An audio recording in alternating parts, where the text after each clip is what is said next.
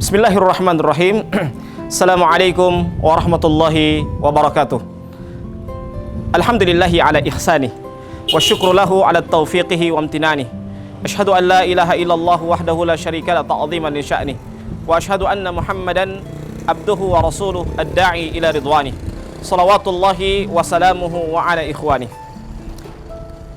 Para pemirsa yang insyaallah dimuliakan oleh Allah Subhanahu wa taala,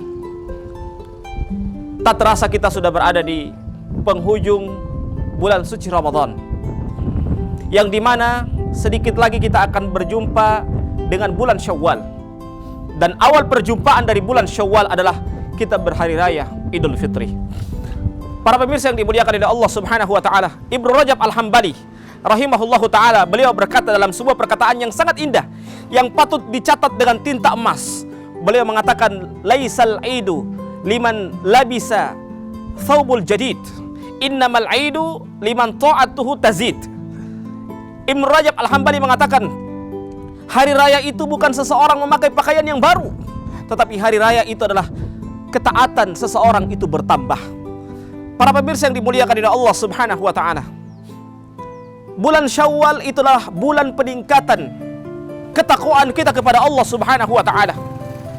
Dan bulan Syawal itulah bulan pertama kali bisa membuktikan apakah kita benar-benar bertakwa kepada Allah Subhanahu wa taala ataupun tidak, ataupun kita hanya takwa kita adalah takwa makan rica, takwa yang hanya temporer saja, hanya bertakwa pada bulan Ramadan saja, tetapi di luar dari bulan Ramadan tidak lagi bertakwa kepada Allah Subhanahu wa taala.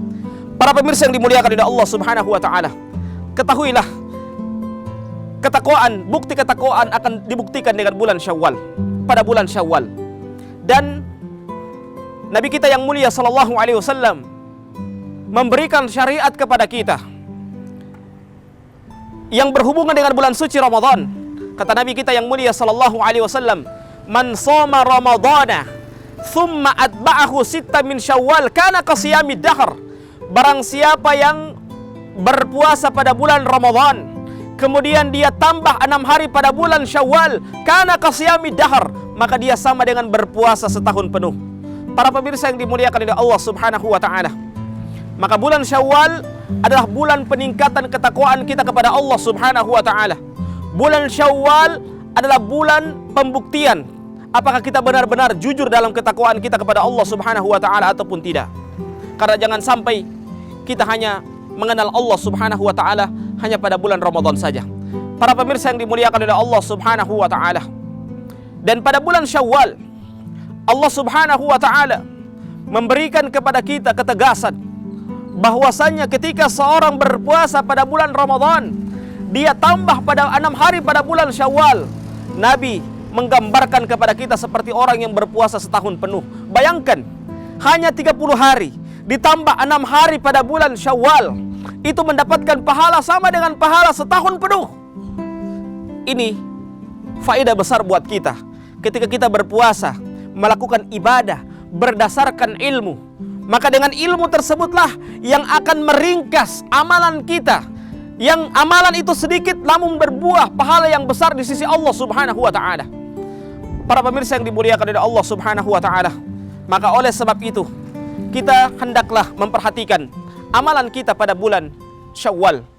Jangan sampai kita hanya meramaikan ibadah kita pada bulan Ramadan, kita meramaikan masjid kita pada bulan Ramadan dengan ibadah-ibadah, kita meramaikan rumah kita dengan bacaan Al-Quran hanya pada bulan Ramadan saja.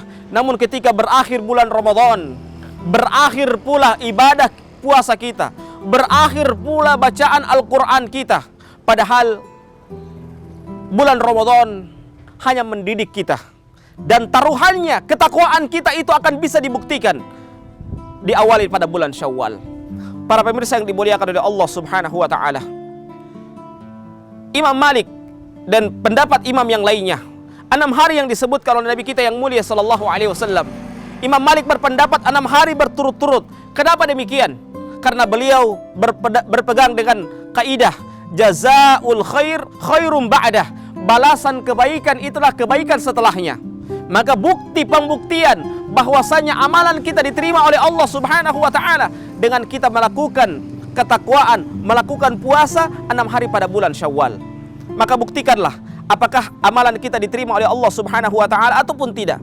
Maka akan terbukti dengan kita melakukan ketaatan kepada Allah Subhanahu wa taala.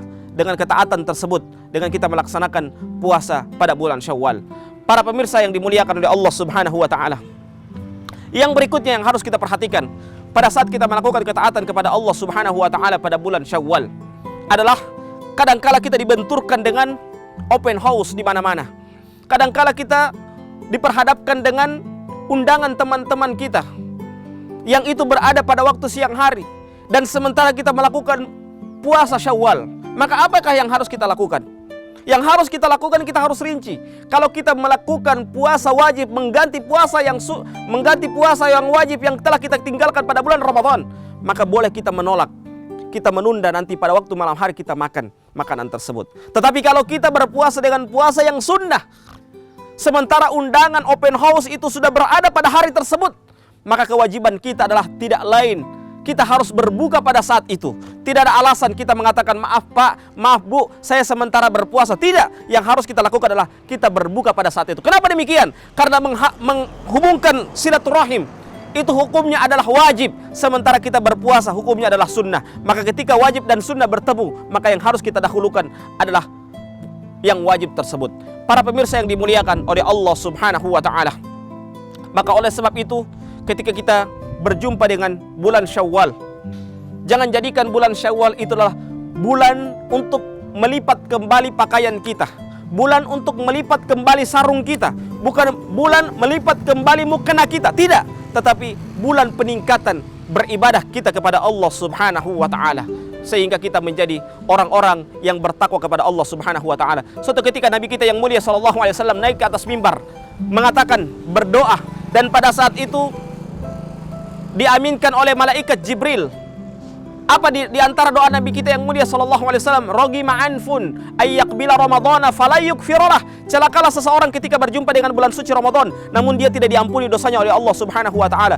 Bagaimana ciri-ciri dosanya diampuni oleh Allah Subhanahu wa taala? Di antaranya adalah dia membuktikan ketakwaan dia kepada Allah Subhanahu wa taala pada 11 bulan yang akan datang. Para pemirsa yang dimuliakan oleh Allah Subhanahu wa taala, semoga kita termasuk orang-orang yang bertakwa kepada Allah Subhanahu wa taala. Terakhir, saya akan tutup dengan kisah yang sangat baik sekali yang terjadi pada hari raya Idul Fitri, yaitu kisah terjadi di kalangan para sahabat Nabi kita yang mulia sallallahu alaihi wasallam. Umar ibn Khattab radhiyallahu taala anhu, pada waktu hari raya Idul Fitri, semua orang bergembira. Namun Umar ibn Khattab radhiyallahu taala anhu menangis terisak-isak.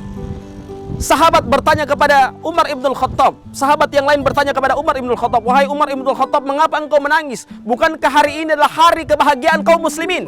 Apa kata Umar ibn Khattab radhiyallahu taala anhu? Iya benar, hari raya itu adalah hari kemenangan kaum muslimin.